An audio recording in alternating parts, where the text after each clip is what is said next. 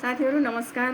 मलाई धेरैले फोन मार्फत मेसेन्जर मार्फत र भिडियोको कमेन्टमा के अनुरोध गर्नुभयो भने म्याम बाल विकासमा प्रयोग हुने 6 वटा सिकाइ कुनाको पनि भिडियो बनाइदिनुस् न भन्नुभएको थियो।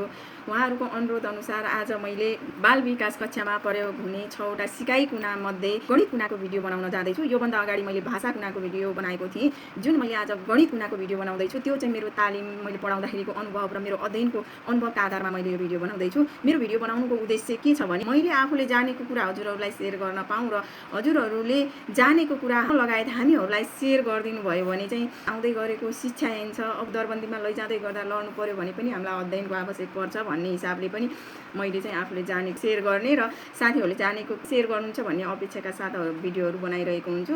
आजको विषय मेरो रहेको छ गणित कुना। सर्वप्रथम त हामीले गणित कुना भन्ने बित्तिकै के सम्झिनुपर्छ भने गणित कुनाले जहिले पनि बालबालिकाको तार्किक र बौद्धिक क्षमताको विकास गर्दछ भन्ने कुरा बुझ्नुपर्ने हुन्छ। यो कुनाको मुख्य उद्देश्य भनेकै कण्ठ गरेर भन्दा पनि छोएर हेरेर ठोस वस्तुहरू खेलाएर गणितका आधारभूत अवधारणा बुझ्ने हो र यसले बालबालिकामा समस्या समाधान गर्ने, वर्गीकरण गर्ने, तार्किक रूपमा सोच्ने बानीको विकास गर्दछ। अब हामी गणित कुनामा राखिने शैक्षिक सामग्रीको बारेमा छलफल गरौँ।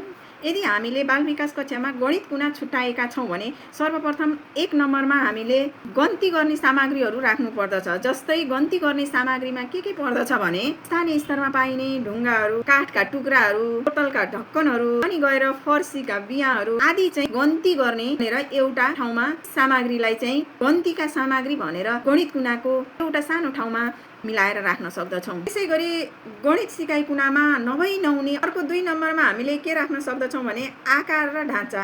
आकार र ढाँचा भन्ने बित्तिकै हामीले के सम्झिनुपर्छ भने ज्यामितीय आकारहरू। ज्यामितीय आकारमा जस्तै त्रिभुज, वृत्त, वर्गकार अनि गएर आयतकार यस्ता हामीले पेपरको पनि बनाएर राख्न सक्दछौँ, काठका टुक्राको पनि राख्न सक्दछौँ, विभिन्न गोला बलहरू राख्न सक्दछौँ, त्यसै गरी चुराहरू राख्न सक्छौँ। यस्ता स्थानीय स्तरमा पाइने शैक्षिक सामग्रीहरू चाहिँ हामीले गणित सिकाइ कुना छुट्याइसकेका छौँ भने एक ठाउँमा चाहिँ हामीले यसरी यिनी सामग्रीहरू मिलाएर व्यवस्थापन गरेर राख्न पर्दछ।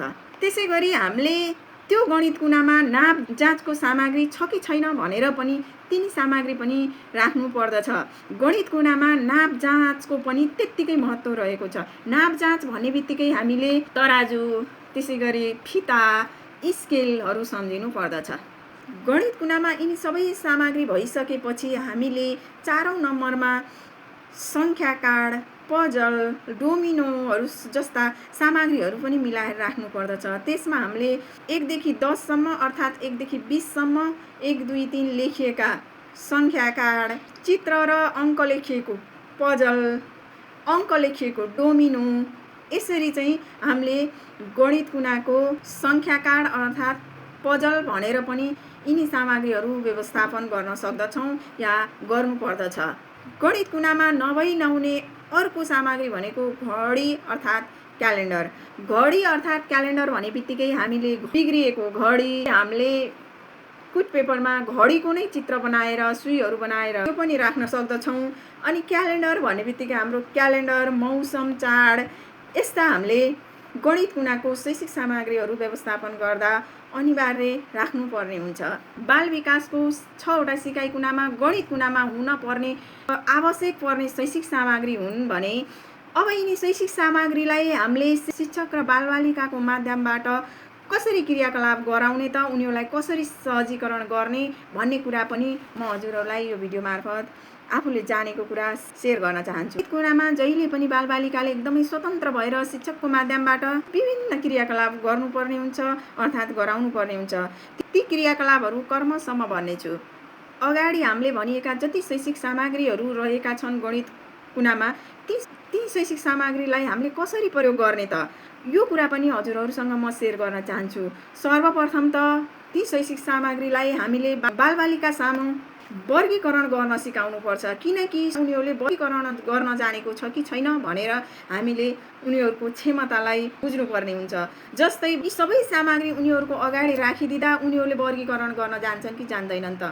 ल त्रिभुज जस्तो भएको चिज त्रिभुजतिर राख, रातो रङ भएको चिज रातो रङतिर राख, गोलो भएको चिज गोलो ठाउँमा राख, यो फिता जस्तो चिजलाई फिता भएको ठाउँमा राख, स्केल जस्तो चिजलाई स्केल भएको ठाउँमा राख भनेर यसरी उनीहरूलाई सर्वप्रथम हामीले वर्गीकरण गर्न सहजीकरण गरिदिनुपर्छ। उनीहरूमा जब वर्गीकरण गर्ने क्षमताको विकास हुन्छ त्यसपछि हामीले गणित भित्रका अभ्यास गराउन सहजीकरण हुने भएकोले विभिन्न सामग्रीमा हामीले सर्वप्रथम वर्गीकरण गर्न चाहिँ सहयोग गर्नुपर्छ बालबालिकालाई। त्यसपछि हामीले त्यो गणित कुनामा राखिएको शैक्षिक सामग्रीलाई बच्चा बच्चीले गणतिर मिलाउन जानेको छ कि छैन भनेर बुझ्नु पर्दछ।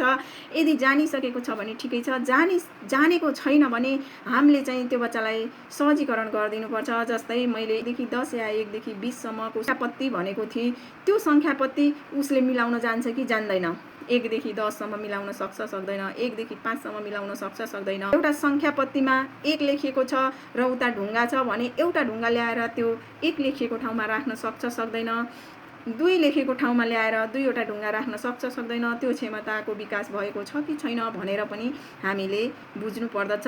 यदि त्यो क्षमता छैन भने बालबालिकालाई बिस्तारै हामीले सहजीकरण गरेर गणितको अवधारणा दिन चाहिँ एकदमै जरुरी छ। त्यति गरिसकेपछि बच्चाले क्रमबद्ध रूपमा मिलाउन सक्छ कि सक्दैन त, छोटो ठुलो सानो छुट्याउन सक्छ सक्दैन भनेर पनि त्यो उसको क्षमता हामीले हेर्नु पर्दछ। यदि सक्दैन भने हामीले सहजीकरण गरिदिनु पर्ने हुन्छ। जबसम्म बच्चाले तिनी ठुला साना थोरै धेरै छुट्याउन सक्दैन तबसम्म उसको तार्किक बौद्धिक क्षमताको विकास पनि कम भएको हुन्छ। त्यसलाई वृद्धि गर्नलाई चाहिँ कर्मशः हामीले त्यो क्रियाकलाप उसलाई गराइराख्नुपर्छ अनि ऊ गणितका विभिन्न अभ्यासहरूमा ऊ सहजै जान्ने वा सक्षम हुन सक्छ।